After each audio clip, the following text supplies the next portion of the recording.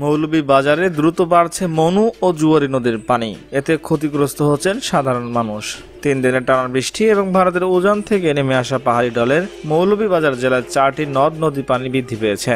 রোববার জেলার মনু ও জুয়ারি নদীর পানি বেড়ে বিপদসীমার উপর দিয়ে প্রবাহিত হচ্ছে।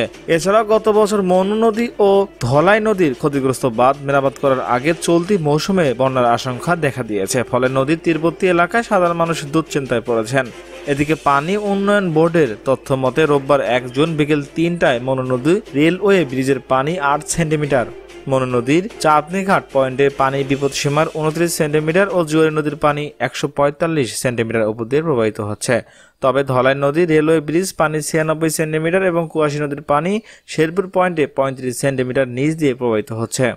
স্থানীয়রা জানান, আগেও নদীর বাঁধ ভেঙে বন্যা হয়েছে, যার ফলে ব্যাপক ক্ষয়ক্ষতি হয়েছে। এভাবে পানি বাড়তে থাকলে ঝুঁকিপূর্ণ প্রতিরক্ষা বাঁধের যে কোনো স্থান ভেঙে যেতে পারে। পাশাপাশি আগের বাঁধগুলো এখন মেরামত হয়নি, যদি পানি বাড়তে থাকে তাহলে আগের বাঁধগুলোতে পানি প্রবেশ করবে।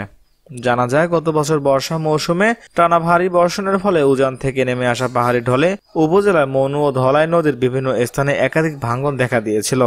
এই ভাঙনের কারণে লোকালয়ে পানি প্রবেশ করে বিস্তীর্ণ এলাকায়।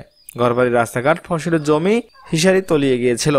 গৃহহীন হয়ে বন্যা কবলিতদের আশ্রয় কেন্দ্রে ও নিরাপদ স্থানে আশ্রয় নিতে হয়েছিল। গবাদি পশুও বিপাকে পড়েছিল।